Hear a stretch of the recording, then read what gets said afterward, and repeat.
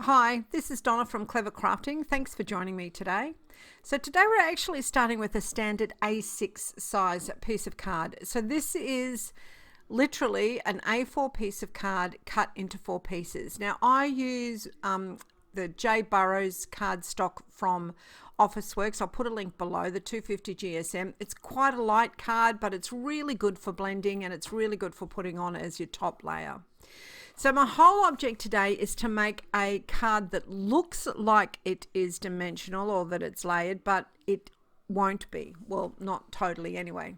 So I'm starting with my cloud mask and I am using some Distress Oxide tumbled glass. And I'm just creating a really light background. You can see there that it's a really light background.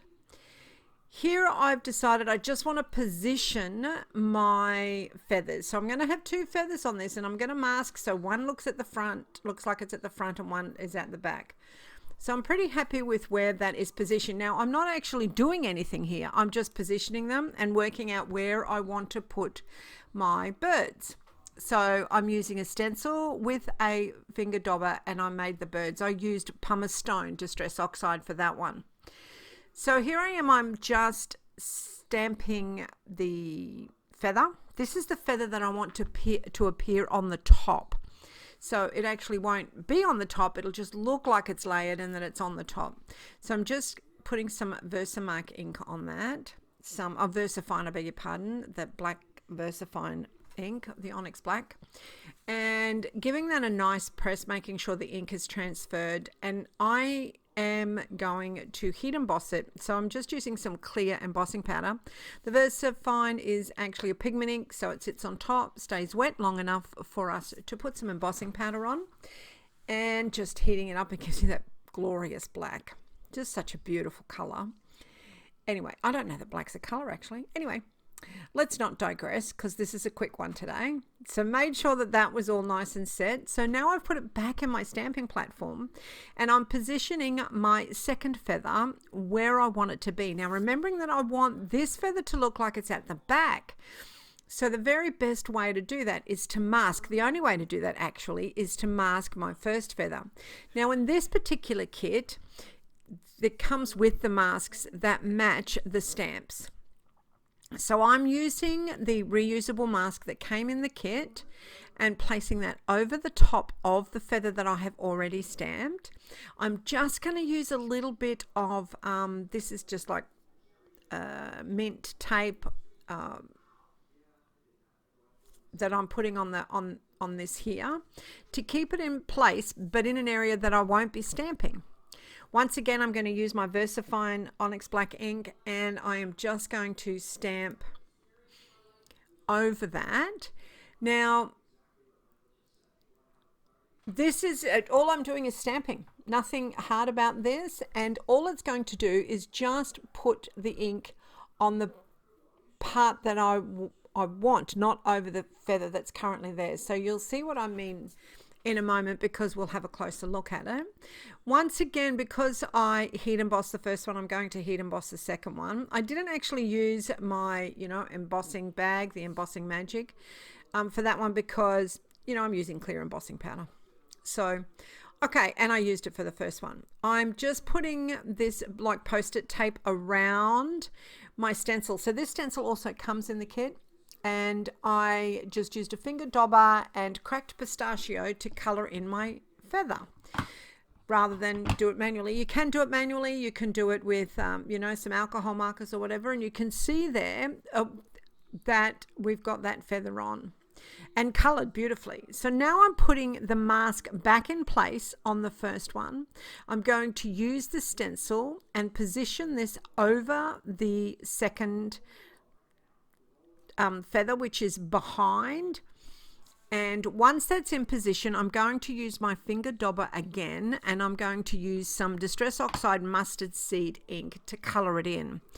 Now one of the things that you saw me do that I didn't talk about with the previous one is once I had colored it, I used a dry cloth and I wiped the ink off the embossing where I had embossed. So it's effectively an emboss resist process as well in there.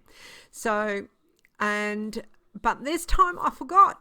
So that looks beautiful, but the problem is that I really want to get some of that ink off the embossing, and as I said, I forgot to take it off. So I thought I would just try and do it that way. The problem is that then my beautiful crisp lines became a bit blurred because of course the ink smudged. So I ended up putting my stencil back over the top that fits perfectly, and then I'm going to wipe the excess off. And you can see that what I've done is I've put that post-it note tape all the way around that to prevent me from accidentally, stenciling another part that I didn't want. I wasn't really happy with it. Wasn't glossy anymore. Sometimes when you wipe it off, it's not glossy anymore. So I decided I would try. This was a revelation for me because I decided I would try just heating up that embossing ink again, and it was amazing. I mean, I don't think you can really see the results on the video, but the results were brilliant. So now I'm just going to cut it down. I'm using the Metric Rectangles number 3 die to make sure that it's a perfect cut and a perfect size. So that's the size I wanted. And I am now going to create an illusion of a frame or a layer, an extra layer. And I'm doing this simply by putting a strip of the post-it note tape right on the edge of the card, and it's about 3 millimeters. And I'm just going to grab my finger dauber, and I'm using the pumice stone ink again, and I'm going to put that around the edge. It's amazing the difference that this can make, and you're using very little card. So actually Natasha Foote does this quite a lot. So she's another YouTuber with cards. I love to watch her, and she does this a lot. This is where I learned this from, this particular process.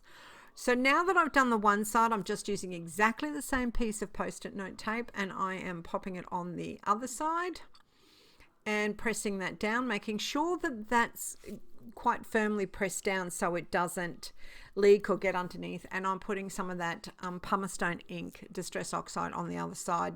And then I did the top and the bottom as well. So you can see that there. It's a little bit difficult to see, but it is a nice edge around the outside of that mask. So now what I've decided to do is I've got a white card base, and I decided that I wanted it yellow. So I'm using the mustard seed, and I am to make sure that the color is exactly the same. So that's the color that I use for the feather. And you can see I'm using what's called direct to paper technique, and I'm just running my stamp pad along the edge of my card. So this gives you the illusion of having a yellow card underneath, and you don't, and the color match is perfect. However, I didn't like it because I felt that the border was too light. So I've gone and put the post-it note strip back on, and I'm using the Versamark to color it in, and that looks so much better with the black. I ended up being very happy with this card with that. So that's a nice and simple card. It's very, very good technique to use, particularly when you're sending overseas, because it gives you the look of layers, but there are no layers. Well, there's the mat on the front, but effectively it's a totally flat card. So it's perfect to post overseas. So thank you so much for spending this time with me again today. My hope is always that you learn something and that you try out this technique. If you do give it a try, I'd love to see how you went with it. So I will put the link below to our Facebook page. So we've got a lovely group of ladies that are really supportive and friendly. So I'd love for you to join us there. As always, I appreciate you liking this video and would love it if you became a subscriber to my channel. Till next time, stay safe and happy crafting.